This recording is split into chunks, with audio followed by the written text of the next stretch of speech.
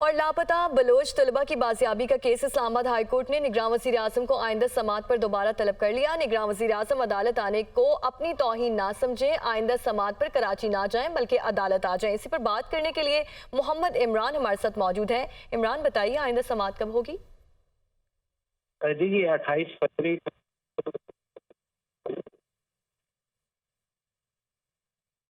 इमरान से बात करने की कोशिश करेंगे। अभी आपको बताएं कि लापता बलोच तलबा की बाजियाबी का एक केस इस्लामाबाद हाई कोर्ट ने निगरान वज़ीर आज़म को आइंदा समात पर दोबारा तलब कर लिया है। निगरान वज़ीर आज़म अदालत आने को अपनी तौहीन ना समझें, आइंदा समात पर कराची ना जाएं और अदालत आ जाएं।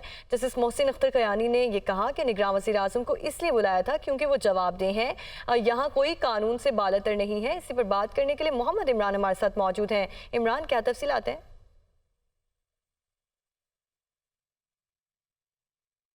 इमरान, आप सुन पा रहे हैं?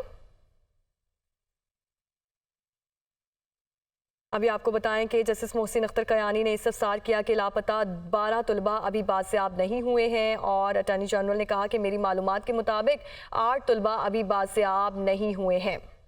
और सुप्रीम कोर्ट ने इंतखाबात कलअदम करार देने की दरख्वास्त पर समात 21 फरवरी तक मुलतवी कर दी है। दरख्वास्त गुजार अली खान को वजारत दिफा के जरिए नोटिस जारी किया। सिर्फ तशहीर के लिए दरख्वास्त दायर की गई। ये सवाल किया गया ऐसा करने की इजाज़त नहीं देंगे, सुप्रीम कोर्ट का गलत इस्तेमाल करने नहीं दिया जाएगा। इसी पर बात करने के लिए इस्लामाबाद से हसीब मलिक हमारे साथ मौजूद हैं। हसीब, बताइए बेंच में कौन कौन शामिल? देखें, ये 3 रुकनी बेंच था जो कि chief justice of Pakistan justice Qazi की सरबराही में जस्टिस मोहम्मद अली मजहर और जस्टिस मुसर्रत हिलाली इस बेंच में शामिल थीं। शहरी थे मोहम्मद अली ख़ान, जिनकी जानिब से 8 फरवरी के आम इंतखाबात को कलअदम करार देने की दरख्वास्त दायर की गई थी, जिसके ऊपर समात हुई है। और समात के आगाज़ में देखा गया कि जो दरख्वास्त गुजार थे उनकी तरफ से दरख्वास्त वापस लेने की जो है वो दरख्वास्त दायर की गई थी, जो कि रिपोर्ट अदालती हुक्काम अदालती जो अमला था उनकी तरफ से बताया गया कि एक दरख्वास्त दायर की गई है जो कि दरख्वास्त वापस लेने की है। और जो दरख्वास्त गुजार है मोहम्मद अली ख़ान, वो भी आज पेश नहीं हुए, जिसके ऊपर अदालत ने बरहमी का इजहार भी किया। और अदालत ने कहा कि ये कोई तरीका नहीं है कि एक जो है वो फेम के लिए जो है दरख्वास्त दायर की जाए पूरी दुनिया में और मीडिया के ऊपर जो है वो ख़बर चलने के बाद आप जो है दरख्वास्त को वापस ले लें। ऐसा नहीं होगा। इसको हम केस को सुनेंगे और अदालत ने वजारत दाखिला के थ्रू जो है जो दरख्वास्त गुजार थे मोहम्मद अली ख़ान, उनको जो है वो तलब कर लिया है, नोटिस जारी कर दिए हैं और अदालत की तरफ से तामीली रिपोर्ट भी मांगी गई है। तो ओवरऑल ये आज समात हुई थी, 3 रुकनी बेंच था और अदालत की तरफ से क्योंकि जब ये समात मुकर्रर की गई थी तो रावलपिंडी के जो साबका कमिश्नर हैं लियाकत चट्टा, उनके तरफ से जो चीफ जस्टिस के ऊपर इल्ज़ामात लगाए गए थे उसको भी आज जो है ज़राए का ये कहना था कि इसके ऊपर जायज़ा लिया जाएगा। लेकिन आज जब समात का आगाज़ हुआ था इससे रेलिवेंट कोई बात नहीं हो सकी थी। वजह क्योंकि दरख्वास्त गुजार जो थे वो अदालत में पेश नहीं हुए थे, जिसके ऊपर बरहमी का इज़हार किया गया है और समात को 21 फरवरी तक मुलतवी करते हुए समात को 21 फरवरी तक के लिए मुलतवी कर दिया गया है। हसीब मलिक हमारे साथ मौजूद थे, आपका बहुत शुक्रिया हसीब। इस्लामाबाद हाईकोर्ट में नजम साकिब और बुशरा बीबी की ऑडियो लीक के खिलाफ केस की समात। ऑडियो लीक्स केस में अदालती हुक्म के बावजूद सीनियर अफसरान पेश न हुए। Chairman PTA, chairman PEMRA, DG FIA के अदालत पेश न होने पर अदालत बरहम। DG IB भी इस्लामाबाद हाईकोर्ट में पेश न हुए। इस्लामाबाद हाईकोर्ट में नजम साकिब और बुशरा बीबी की ऑडियो लीक के खिलाफ केस की समात हुई। ऑडियो लीक्स केस में अदालती हुक्म के बावजूद सीनियर अफसरान पेश न हुए। Chairman PTA, chairman PEMRA, DG FIA भी अदालत में पेश न हुए, जिस पर अदालत ने बरहमी का इजहार किया।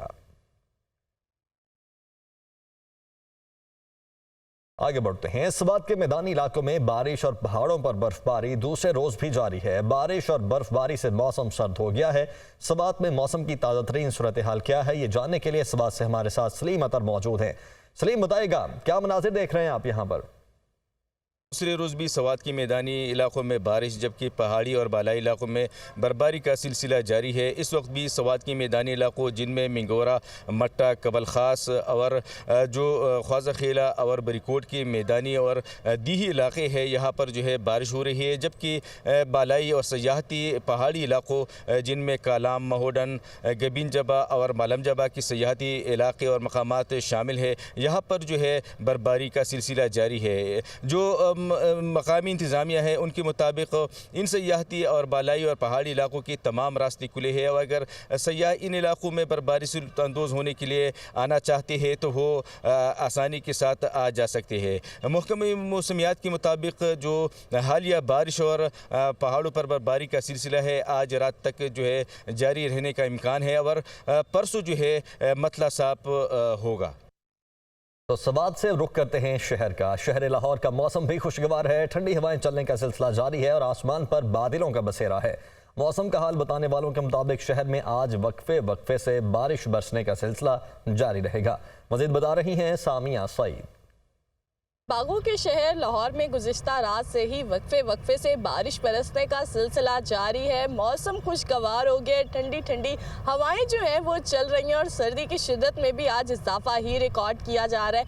महकमे मौसमियात के दादोशुमार के मुताबिक ताहाल हवा की रफ्तार 24 किलोमीटर फी घंटा के हिसाब से रिकॉर्ड की जा रही है, जबकि हवा में नमी का तनासुब 85% रिकॉर्ड किया जा रहा है। अगर बात कर ली जाए दर्जा हरारत के हवाले से तो आज कम से कम जो दर्जा हरारत है वो 8 डिग्री सेंटीग्रेड, जबकि ज़्यादा से ज़्यादा दर्जा हरारत 20 डिग्री सेंटीग्रेड तक जाने का इम्कान है।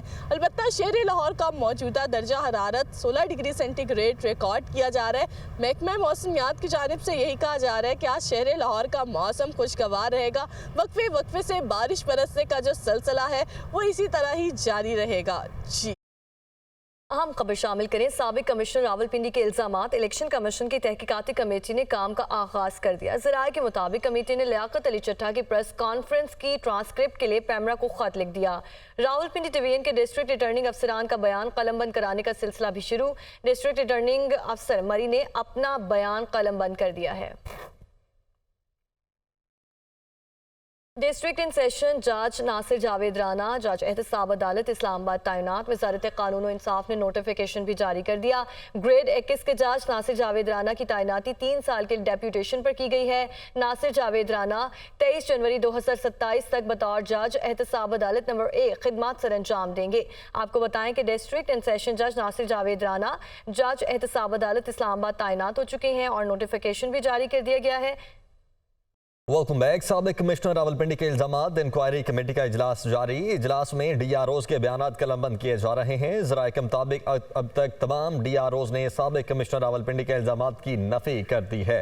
इसी पर बात करने के लिए वकार सैयद हमारे साथ मौजूद हैं। वकार, क्या डिटेल्स हैं?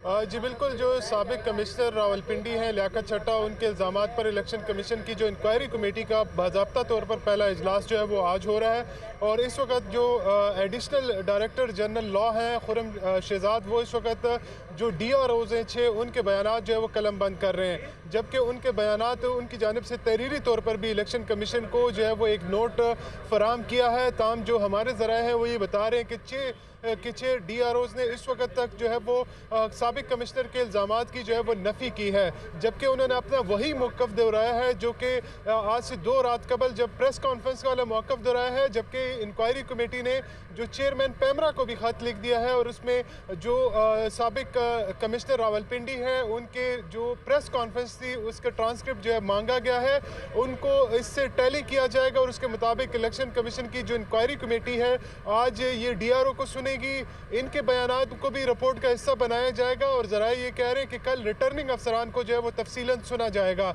जबकि ज़राए ये भी बता रहे हैं कि इसके माबैन इलेक्शन कमीशन का जो अपना अमला है, जो कोऑर्डिनेशन विंग है, वो भी इससे मुतल्लिक अपना जवाब जो है वो इलेक्शन की जो इंक्वायरी कमेटी है वहाँ पर जमा कराएगा और उसमें ये तयन किया जाएगा कि किसी कमिश्नर का एक आम इंतखाबात के निकाद में उसका क्या रोल होता है, जबकि जो इंक्वायरी कमेटी है ये परसों यानी बुध को जो है ये फाइनल की जाएगी और इसकी रिपोर्ट जो है वो इलेक्शन कमीशन के सामने पेश की जाएगी। इलेक्शन कमीशन के सामने रिपोर्ट पेश करते हुए जो है वो तजावीज़ भी दी जाएंगी। बहुत शुक्रिया आपका। IMF का सालाना तरक्याती प्रोग्राम के तहत मंसूबों की शफाफियत पर एतराज़। PSDP के तहत तरक्याती मंसूबों में सरमायाकारी की मुकम्मल मालूमात दस्तयाब नहीं है। PSDP के तहत तरक्याती मंसूबों में शफाफियत लाने की अशद ज़रूरत है। IMF की जानिब से ये तजावीज़ दी गई हैं। आइंदा माली साल के बजट में तरक्याती मंसूबों के दस्तावेज़ात को मौसर बनाया जाए, ये भी तजावीज़ दी गई हैं। बजट दस्तावेज़ में तरक्याती मंसूबों की लोकेशन और डेवलपमेंट फॉर्मेट को भी शामिल किया जाए। मुदस्सिर अली राना इस्लामाबाद से हमारे साथ मौजूद हैं। जी मुदस्सिर, क्या कहना है IMF का? जिस ज़राए वजारत मनसूबाबंदी की जानिब से बताया गया है कि आइंदा माली साल के दौरान तरक्याती मनसूबों की मद में IMF ने शफाफियत पर एतराज़ उठाते हुए ये मुतालबा किया है कि आइंदा माली साल के बजट में जो तरक्याती मनसूबे हैं जो PSDP में शामिल होंगे उनकी तमाम तर तफसीलात फराहम की जाएँ। ज़राए वजारत ख़जाना की जानिब से मुझे बताया गया है और एक सीक्रेट रिपोर्ट भी मुझे मौसूल हुई है जिसमें IMF की जानिब से ये मुतालबा किया गया है कि PSDP प्रोग्राम में शफाफियत को बरकरार रखते हुए तमाम तर जो मनसूबों की लोकेशन है और उसकी डॉक्यूमेंटेशन है उसके लिए बाकायदा एक फार्मेट मुरतब किया जाए और इसको बाकायदा तौर पर IMF के साथ भी शेयर किया जाए। ज़राए वजारत ख़जाना की जानिब से ये बताया गया है कि वजारत मनसूबाबंदी और वजारत ख़जाना इस प्रोजेक्ट पर मिलकर काम कर रहे हैं और आइंदा माली साल के बजट में जो तरक्याती मनसूबे शामिल किए जाएंगे उनसे मुतल्लिक फार्मेट तैयार किया जाएगा जिसका मुसवदा IMF से भी शेयर किया जाएगा। IMF की जानिब से तरक्याती मनसूबों की शफाफियत पर यह भी एतराज़ उठाया गया है कि जो मनसूबे हैं तरक्याती मनसूबे उनके लिए तमाम तर दस्तावेजी जो वर्क है वो मुकम्मल नहीं किया जाता और उनकी लोकेशन भी दस्तावेज में मेंशन नहीं की जाती। IMF ने यह भी मुतालबा किया है वजारत मनसूबाबंदी से कि जो मनसूबे जहां पर लोकेटेड हैं उनका बेसिक पर्पस बताया जाए और इसके साथ साथ उनका फार्मेट मुरतब करके तमाम तर तफसीलात से IMF को आगाह किया जाए। जो मेरे ज़राए मुझे बता रहे हैं और जो रिपोर्ट मौसूल भी हुई है उसमें यह कहा गया है कि IMF के साथ अब ये तमाम तर मनसूबों की तफसीलात शेयर की जाएंगी और बताया जाएगा IMF को कि कितनी मालियत के मनसूबे आइंदा माली साल के दौरान शुरू किए जाएंगे, क्योंकि IMF की जानिब से इस बात पर भी एतराज़ उठाया गया है कि ठीक है मुदस्सिर, बहुत शुक्रिया आपका। रहनुमा PTI शेर अफजल मरवत ने कहा है कि सुप्रीम कोर्ट में इलेक्शन धांधली से मुतालिक केस फुल कोर्ट को समाअत करनी चाहिए। पाकिस्तान की आईनी कानूनी तारीख का सबसे अहम केस है। मीडिया से गुफ्तगू में उनका कहना था कि जहनी मरीज कमिश्नर रावलपिंडी नहीं नून लीग वाले हैं। 17 नशिस्तें जीत कर हुकूमत बनाने जा रहे हैं। कोई कानून और आईन की कोई शिक ऐसी है नहीं कि दिए गए मैंडेट को रिवर्स कर सके या इलेक्शन को करादम कर। जहाँ तक आज सुप्रीम कोर्ट की सुनवाई का ताल्लुक है, हमारा तो ये मुतालबा है कि फुल कोर्ट इसको सुने। इन पाकिस्तान की आईनी और जमहूरी तारीख का सबसे अहम तरीन केस है। ज़्यादा गिस्तास पानसेरा से जीते हैं, उसके अगेंस्ट नवाज शरीफ ने गुजरदारी की है इलेक्शन कमीशन में और वहाँ पे उसने रिकाउंट मांगा है। रिकाउंट में बक्सों में तो उसके वोट नहीं है। अब बैलेट पेपर छपवा रहा है ताकि फिर वही छपवाए गए बैलेट पेपर बक्सों में डाल के रिकाउंट में अपने आप को जितवा सके। ओनली कैरी कमिश्नर जो है वो जहनी मरीज है, इसके इल्जाम जहनी मरीज तो ये नून वाले हैं जो इतने पागलपन की इंतहा को छू रहे हैं। नवाज शरीफ अपनी सीट हार चुका है लाहौर की और मरियम नवाज अपनी सूबाई असम्बली की सीट हार चुकी है। शर्म नहीं है, 17 हल्कों के साथ वज़ीर आज़म बनने चले हैं और पीपल पार्टी 6 हल्कों के साथ कई सारे हल्के हैं जो इन्होंने जीते हैं, बाकी सब पाकिस्तान तहरीक इंसाफ के हल्के हैं। नामजद वज़ीर आला खैबर पख्तूनख्वा अली अमीन गंडापुर ने पेशावर हाई कोर्ट आमद के मौके पर दुनिया न्यूज़ से गुफ्तगू करते हुए कहा है कि वफाक से खैरात नहीं अपना हिस्सा मांगेंगे। सादा हक ऐथे रख ये मेरा नारा है। सूबे में मौशी बहरान खत्म करने के लिए इक़दाम करेंगे। पार्टी शमूलियत के लिए लीगल टीम बनी है, वो मामलात देख रही है। हतमी फैसला बानी PTI करेंगे। और मेरे बारे में मशहूर है वो ये है कि मैं कहता हूँ कि साड़ा हक इत्थे रख। इंशाल्लाह हमारे जितने भी हकूक़ हैं सूबे के तो वो इंशाल्लाह हम लेंगे। और हाँ, ये अलग बात है कि हमें पता है इस बात का कि पाकिस्तान में भी माशी मसाइल हैं, क्योंकि पाकिस्तान भी हमारा ही है, तो वो तो हम दे सकते हैं रिलीफ उनको कि टाइम लाइन थोड़ी दे सकते हैं, लेकिन हमें अपने पैसे चाहिए और इनको हमें देने पड़ेंगे। लीगल टीम बनी हुई है और वो तमाम एस्पेक्ट्स को देख के अदालती तौर पर भी और पोलिटिकल पार्टी के साथ भी इंगेज है। और काबीना जो है जब ये हमारे हल्फ वगैरह हो जाएंगे तो उसके बाद इंशाल्लाह खान साहब को हम तमाम CV जो है तमाम MP जो जीते हैं और सबके खान साहब को दे रहे हैं और खान साहब को देखेंगे, फिर रिकमेंडेशन खान साहब को देंगे और अपनी फैसला खान साहब ही करेंगे। और अभी हम खबर देंगे आपको, पेशावर हाई कोर्ट ने अली अमीन गंडापुर की जमानत मंजूर कर ली है। अली अमीन गंडापुर की राहदारी जमानत के लिए केस चीफ जस्टिस इब्राहिम ने इनकी दरख्वास्त पर यह समाअत की है और पेशावर हाई कोर्ट ने अली अमीन गंडापुर की जमानत को मंजूर कर लिया है। चीफ जस्टिस इब्राहिम खान ने इस पर समाअत की है और उनकी जानिब से कहा गया यह तो बहुत पुराना मुकदमा है, अली अमीन गंडापुर कहाँ थे। चीफ जस्टिस की जानिब से यह पूछा गया, हमें इस मुकदमे के बारे में मालूम नहीं था। वकील अली अमीन की जानिब से यह जवाब दिया गया। DI खान बेंच ने पहले ही मुकदमात जमानत दी है। वकील की जानिब से यह भी कहा गया तो पेशावर हाई कोर्ट ने अली अमीन गंडापुर की जमानत को अब मंजूर कर लिया है।